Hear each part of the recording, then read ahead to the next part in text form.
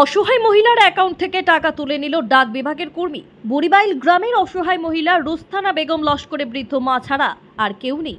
মানুষের বাড়িতে কাজ করে তাদের চলা। 2021 সালে গণির গ্রাম পোস্ট অফিসে রুস্তানা একটি সেভিং অ্যাকাউন্ট আরম্ভ করে। তারপর থেকে অ্যাকাউন্টে টাকা জমা দেন পোস্ট অফিসের কর্মী নেপালের কাছে, কিন্তু রুস্তানা কোনো দিন টাকা তোলেনি। পাসবুক এন্ট্রি করে দেখা যায় অ্যাকাউন্ট থেকে 3000 টাকা তোলা হয়েছে দেখে অরুণাচল পোস্ট অফিসে বারবার যোগাযোগ করলে কেউ তাকে পাত্তা দেননি।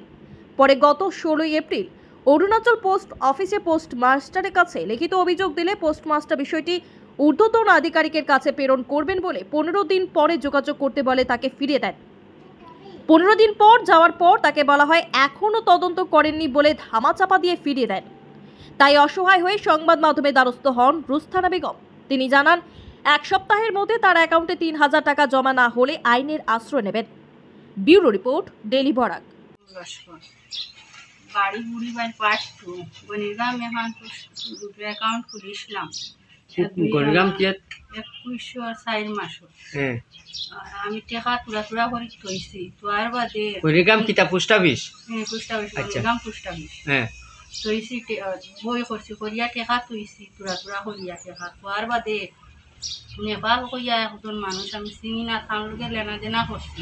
নেপাল কিতা পোস্ট অফিসে বইনি বই গণিরগ্রাম পোস্ট অফিসে নেপাল হইয়া বই তার গেছে টাকা থইছি।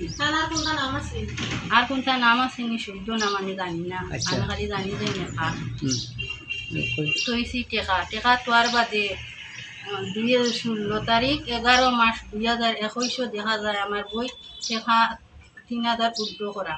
আমি কোনোদিন টাকা উড্ড করছি না, আমি থইছি টাকা উড্ড করছি না। এই উড্ড দেখিয়ে আমি বহুত দৌড়াদৌড়ি করছি, যারে জিকাইতাম না তারে জিকাইছি, কোনো জিকানির কোনো উত্তর পাইছি না। পাওয়ার কারণে আমি মাসিমপুর পোস্ট অফিস টিমকে গেছি।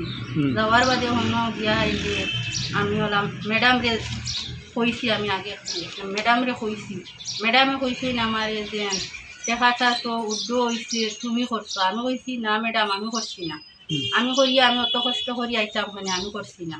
ম্যাডামে আমার কই না তুমি করছো, আমি কই না আমি করছি না।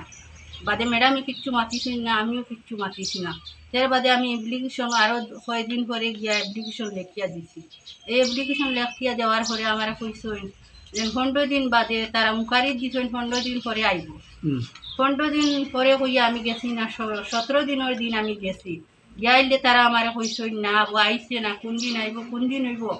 আমার কইছেন লক্ষ্মীপুর বাস স্ট্যান্ড অন্য যাইতাম, অন্য পোস্ট অফিসও যাইতাম। আমি আর কিচ্ছু মাতিছি না, না মাতিয়া আমি আইছি, একলা মানুষ, আমার সঙ্গে কেউ নাই। আর এখন পর্যন্ত আমার এখানের কোনো চিন্তা পাইছি না। টাকা তো আইলে আমার কাছে সই নিছই 2 দিন করিয়া সই নিছই টাকা তো আর হলে বাদে আর একদিন গেছি, যাওয়ার বাদে আমার কাছে একটা সই লিছি, জানি না কিতা সই লিছই যে আমি ওইটা না করতাম পারতাম। এখন আপনি কিতা চাই? এখন আমি চাই যে আপনি বিভাগে তারা সবার কাছে গেছেন তো? গেছি, তারা কোনো জবাব দিছে না। এখন বইটা আপনি যেটা পিটিশন দিছিল এটা পিটিশন কেন তারা রাখছেনি? রাখিয়া তারা পিটিশন কেন রাখছেন আমি তারা উঙ্কারিত দিছেন কইছেন। উঙ্কারিত দেওয়ার পরে একদিন আবু ঘুরিয়ে আইছে না কইছেন। আপনার সন্দেহ কিতা নেপালে আপনার টাকা উইথড্র করছে? আমার সন্দেহ নেপালে নিছে। নেপালতে জিগাইলে নেপালে কিতা কয়? এখন নেপালে জিগাইলে হে কয় তো এখন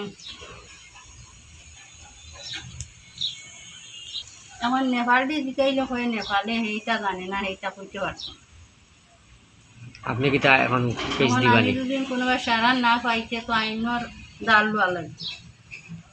আইনের জাল আপনি নেপালের উপরে কেস করবা? আয়োজন করবে। ঠিক আছে।